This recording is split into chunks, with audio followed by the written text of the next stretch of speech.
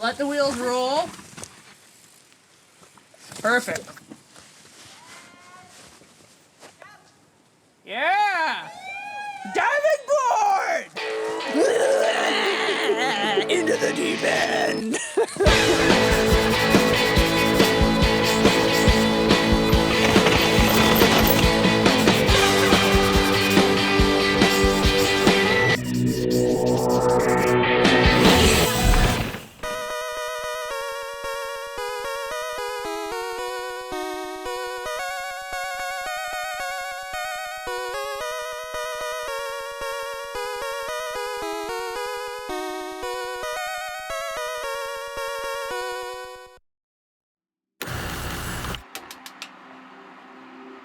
I first heard about Maydena in probably 2019. I want to say from Connor Fearon, and he just raved about it.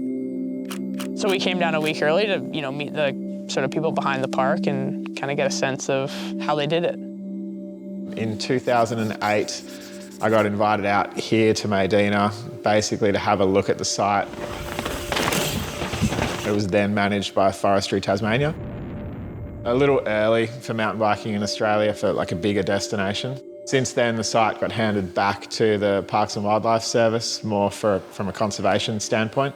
And then those guys put together a process in about 2012 where they invited proposals for commercial operators to come in and look at doing something on the site. What attracted us here was really the big mountain right in the town. And the wilderness values were obviously incredible. You've got epic rainforest up there. We looked at it and we thought, look, it's kind of a crazy idea, but it's got all the bones of what would make a great mountain bike town. If we can pull it together and get enough people interested and excited, then we can make it work. It's a very new sort of bike park. It's only 5 years old, but it's got an insane amount of trails.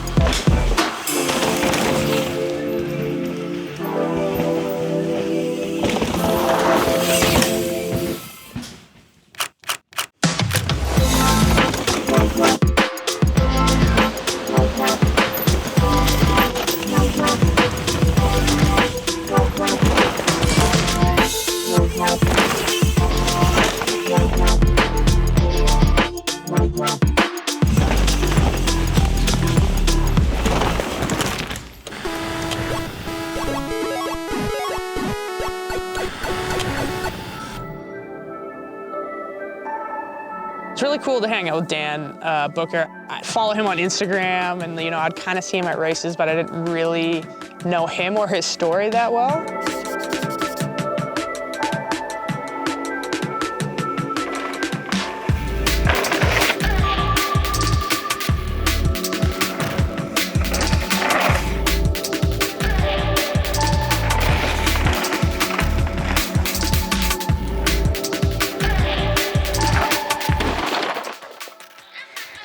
Yeah, I definitely felt it, rolled it, and then Oops. I'm Dan Booker, I'm 25 years old, and I'm from Hobart in Tasmania. So I raced downhill growing up in the Australian junior team and went over and did a few World Cups. Had some big crashes. This is like a classic Australian junior thing to do. It's like go overseas and just smoke yourself. Yeah, I sort of took a few years off racing after that, and then that's when I was building the park here. And then, yeah, sort of got stuck into enduro after that. Dan's a great example of riders like that who've just risen up with the facility. Like we used to have a weekly race series where Dan and I were at one time competitive very briefly, and then, yeah, now you see him ride, and if I can see him in the distance on a trail, I'm super stoked. So that's been an amazing part of the journey, and now we've been attracting a lot of the juniors around. Like I would say 7 of our summer staff are going to race World Cups this year, so they just get that training ground. Before I'd have to travel everywhere to go and race, and now we've got like big races coming here.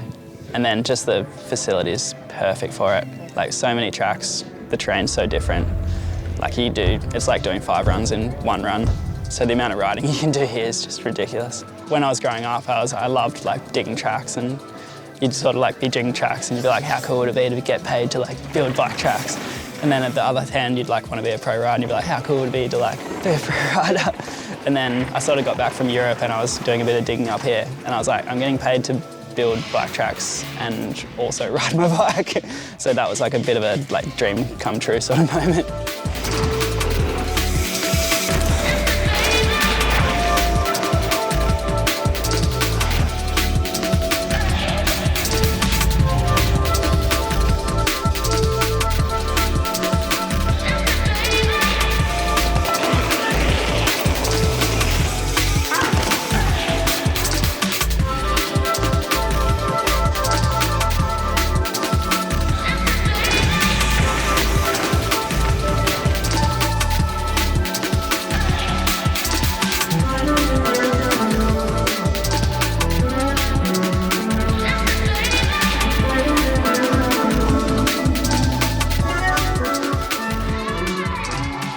I loved riding with Dan on all these different trails that helped him become a world-class racer.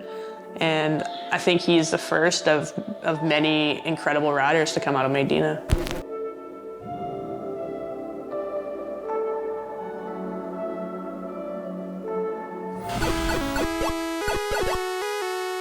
Maydena has a history as being a logging town and an industrial town. So logging was dwindling in 2008. The state-based logging agency, that's the reason they actually looked at doing the mountain bike project here, was to offset the fact that the timber industry was starting to wind down.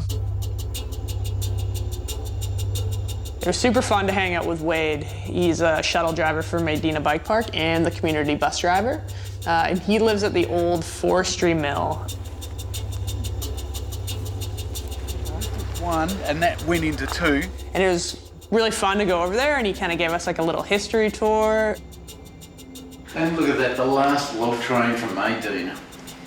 Had about 500 people live here in its boom.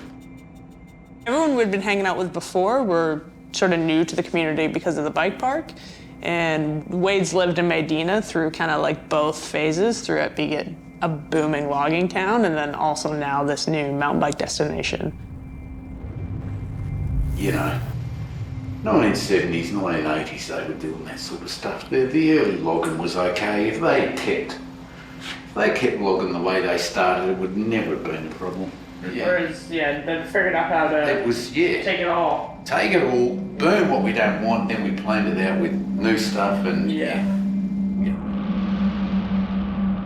There's definitely a tension between forestry and tourism in Tasmania as a whole, and I guess we're sort of one of the key parties that are involved. Yeah, I think when any small town like Maydena that goes through these big changes, there's always growing pains. I think the way that Maydena has built their bike park, they've actually put a lot of thought into making it more accessible for people. Free pump track, skills park, climb trail to the mid-mountain. Hopefully, it's just making mountain biking more accessible for everyone in the community. What day is it today? Race day.